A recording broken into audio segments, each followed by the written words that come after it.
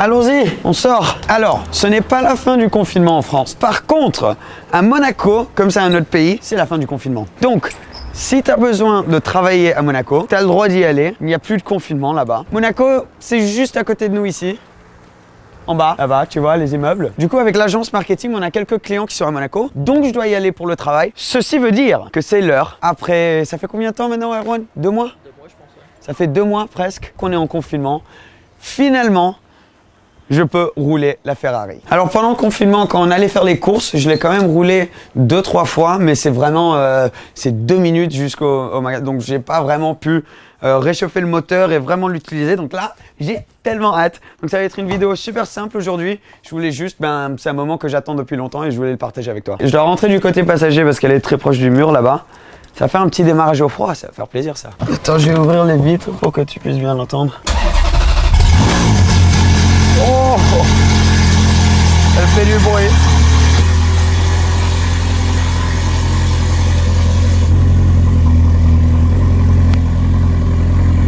T'entends ce bruit un peu?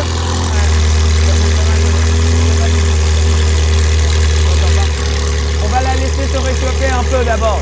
Oh, qu'est-ce que ça fait du bien! Ah, de retour dans la voiture.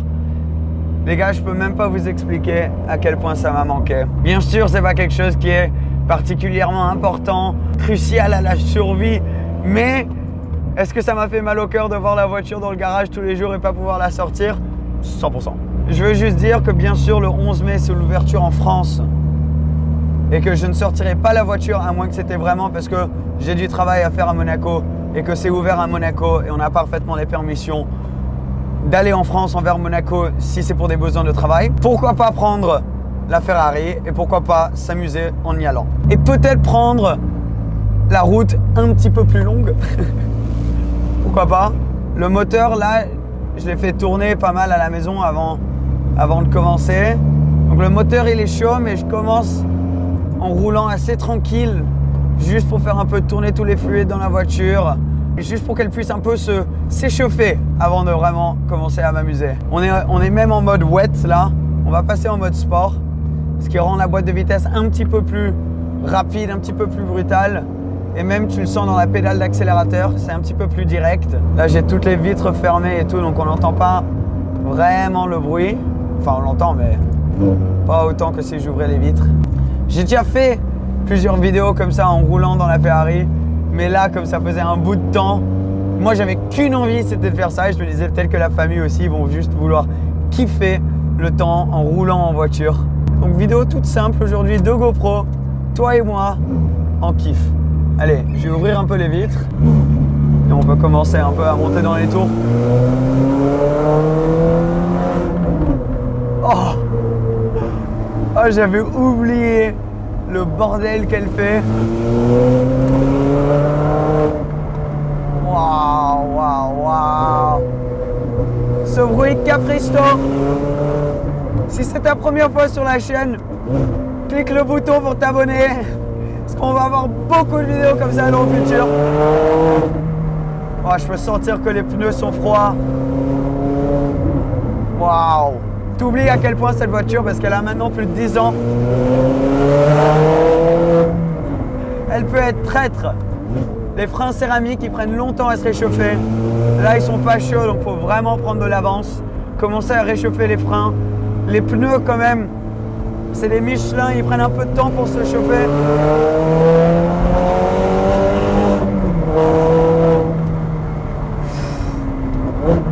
Boîte à simple embrayage, donc pareil, faut lui donner un peu de temps, faut qu'elle se prépare la voiture, tu vois. Oh, cet échappement Capristo. V8 atmosphérique. 550 chevaux sur celle-là. Les suspensions de la voiture de course, la 430 Challenge.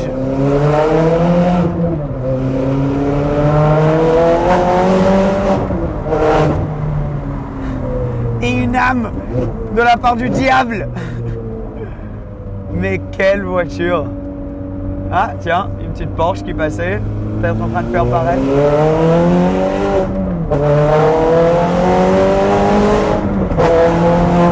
Oh! T'as entendu le retour?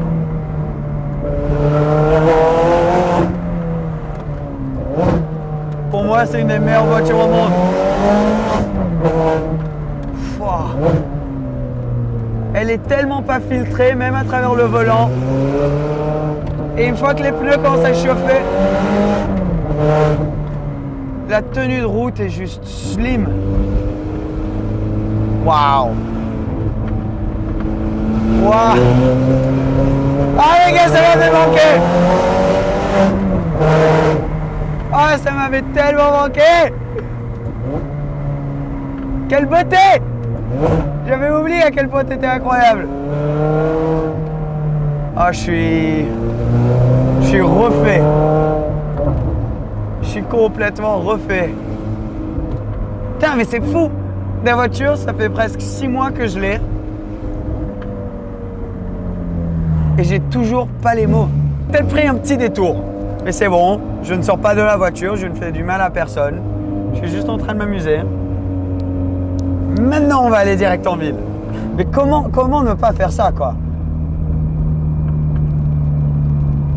Mais c'est ouf.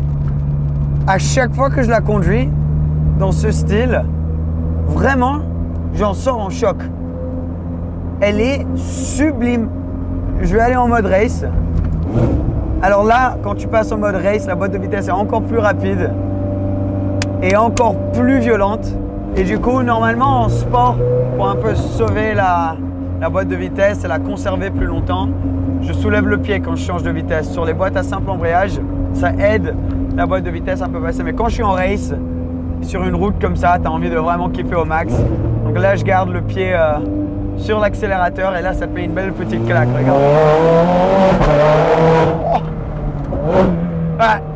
Ouais, ça te met une gifle. C'est comme si quelqu'un te met un coup de batte de baseball dans le dos quand tu changes de vitesse.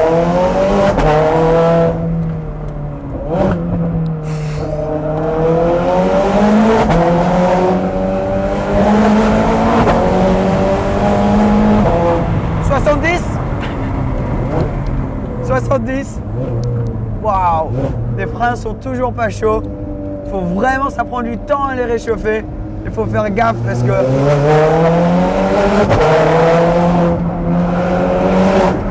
jusque quand ils sont chauds, pas chauds pardon, ça freine pas de ouf. Et là, la boîte de vitesse commence à chauffer. Les pneus, je sais même pas si tu peux m'entendre. J'ai le micro juste là parce que sinon, ça serait impossible. Parce que le bordel qu'elle fait.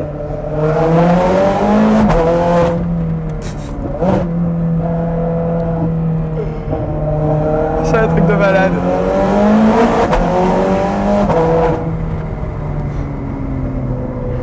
Oh mon Dieu. Là, il y a toute la vallée qui m'a entendu, je pense. Je m'excuse, pardon. Pardon tout le monde. En fait, je m'excuse pas trop de rien en fait. Parce que le bruit est magique. Ouais, c'est là quand les gens me demandent pourquoi est-ce que tu préfères les voitures un peu plus vieilles comparées aux nouvelles, aux 720S, aux 488. À cause de ça. À cause de ça. Boîte simple embrayage, c'est plus lent. Tu bouffes ton embrayage plus vite. Je m'en fous. Le 0 à 100, il est plus lent. Je m'en fous. Mais complètement. J'en ai rien à battre. Moi, tout ce qui compte là, c'est ce bruit, c'est ce comportement. J'ai l'impression de conduire une voiture de course.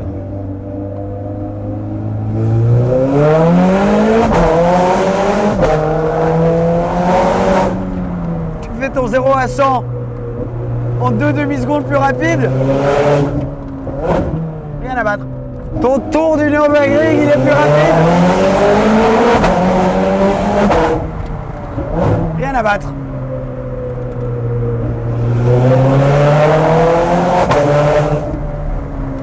Ce bruit quand je change de vitesse. Oula, très très gros bus.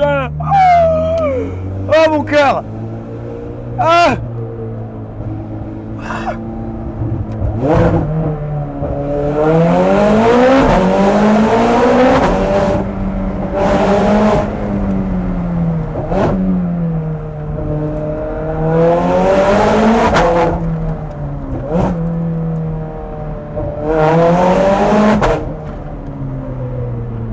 Waouh, waouh, waouh. J'ai vraiment plus les mots.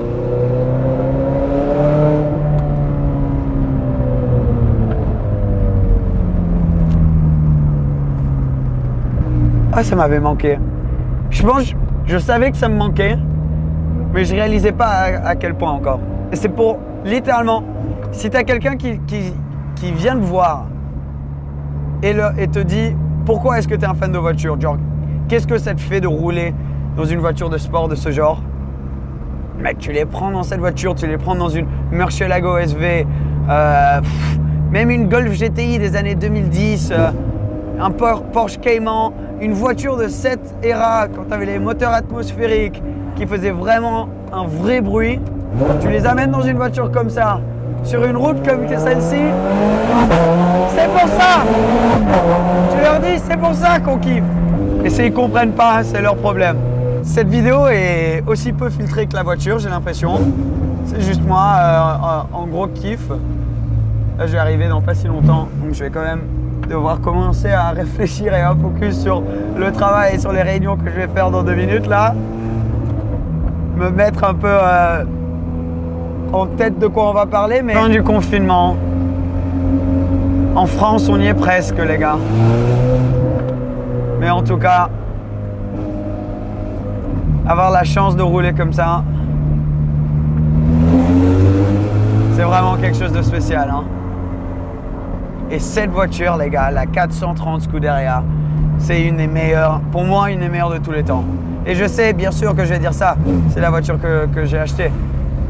Donc 100%.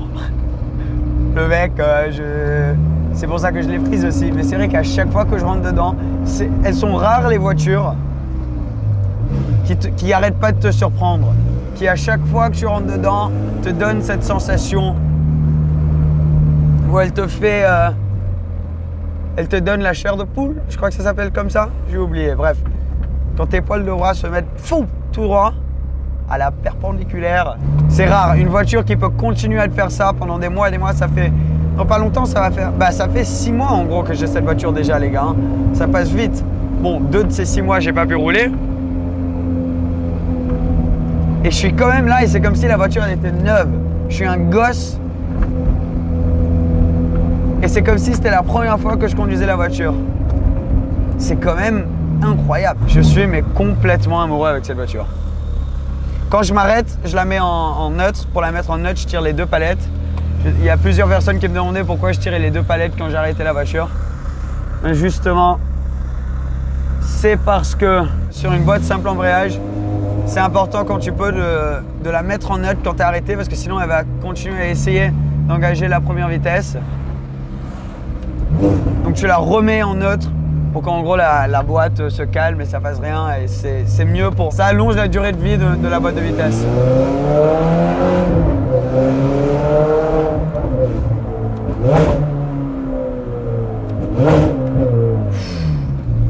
Ah, la violence des changements de rapport.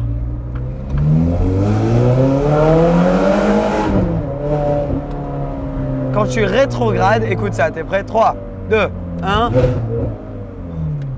Merci d'avoir regardé cette vidéo. J'espère que vous avez kiffé autant que moi. Et ouais, abonne-toi si tu ne l'es pas encore.